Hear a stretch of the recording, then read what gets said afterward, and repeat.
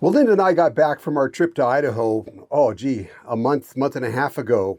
We got back a couple weeks before Thanksgiving and we arrived home during a blizzard. And that weather never stopped. We never got fall. It just went right into winter and the temperatures went below zero and that was it. We had planned on doing a bunch of fall camping. Not a bit. Didn't get out even one time. But today, this is a couple days after Christmas, and the temperature has warmed up into the 40s.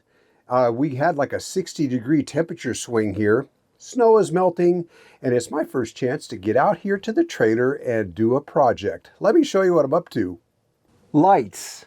That's what I'm up to. Look at this light string. When I first built this trailer, I had a string of lights that went all the way around 360 degrees. Man, it was fantastic, but it really drew down the power in a hurry. And I think at the time we only had one lead acid battery. So I started cutting the lights back and cutting them back, and this is what I ended up with. And that actually puts out enough light. I want to put in some real lights, so something nice. What I purchased was 8 of these recessed LED lights, and they're 4,000 lumens a piece. I bought them off of Amazon.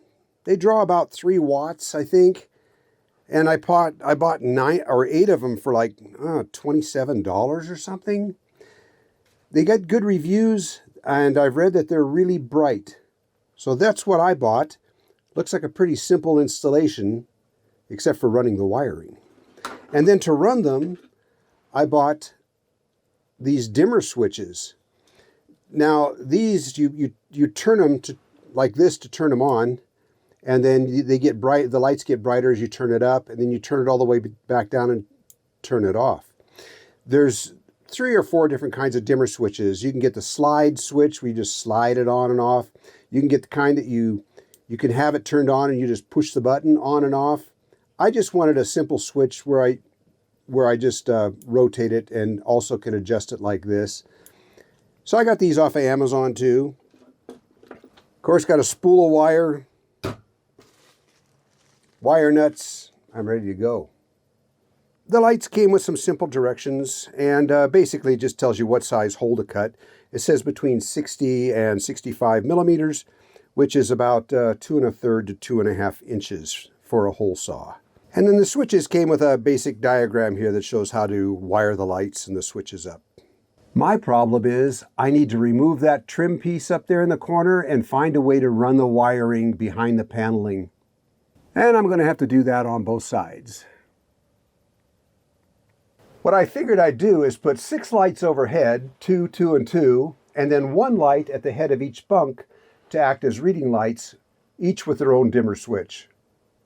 So the first thing I need to do is carefully mark where each hole gets drilled, and then with a hole saw, drill each hole. And then after that, run the wiring. That's going to be the fun part.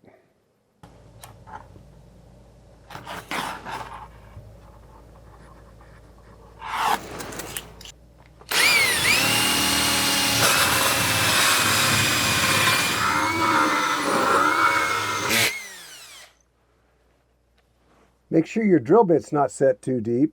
You don't want to go through your roof. In each hole, I need to cut this insulation back a little bit, but I'm just going to do that by hand so I don't accidentally go through my roof here.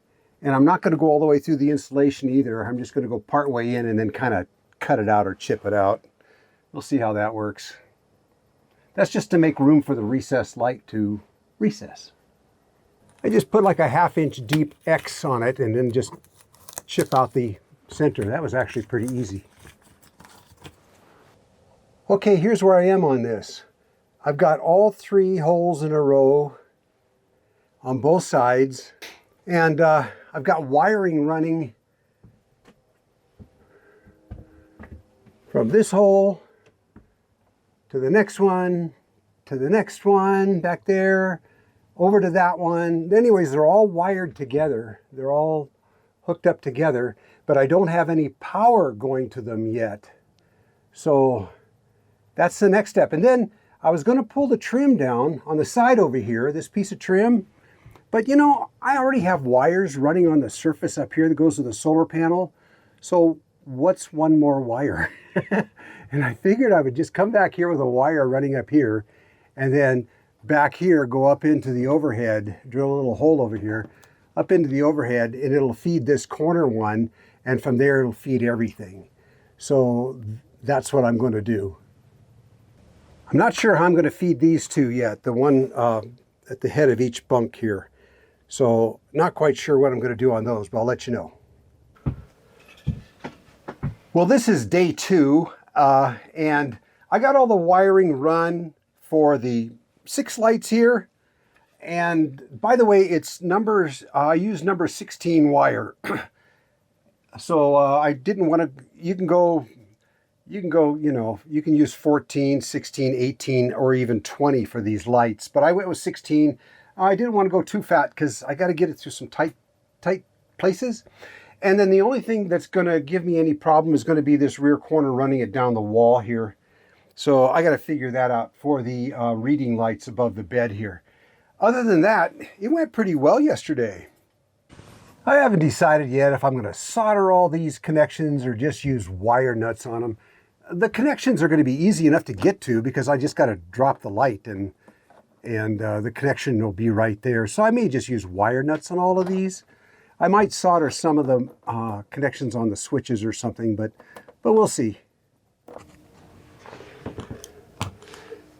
This job would have been a lot easier if I'd have done this when I, was first putting the paneling in the trailer, but you're never done with these builds anyway, so what the heck.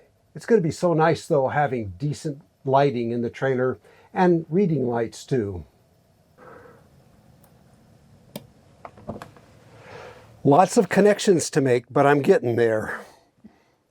For the overhead lights, the main power is just coming off the bus bars back here, the positive and negative, just the main terminals. That's what bus bars are.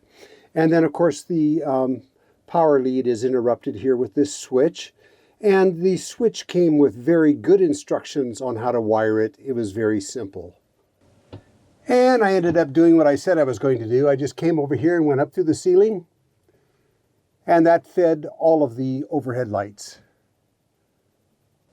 For the 2 reading lights, I just tapped into the original overhead light here on the trailer, which is always hot. And that meant that there was always going to be power to the reading lights, even when the overhead lights were turned off. Well, it was kind of a lot of work, just running all the wire and making all the connections and everything. But they're all in, including the reading lights over the bunks. And they're on a dimmer, so that works really well. There's off and then back on with a dimmer. I'll tell you, the main problem I had was getting these lights to snap up in here, because they've got these little prongs on the side, one on either side, and they didn't want to snap into place very well at all. So I had to kind of play with that and spread the prongs and kind of play with them to get them to fit up in there. Other than that, it's a nice light in here.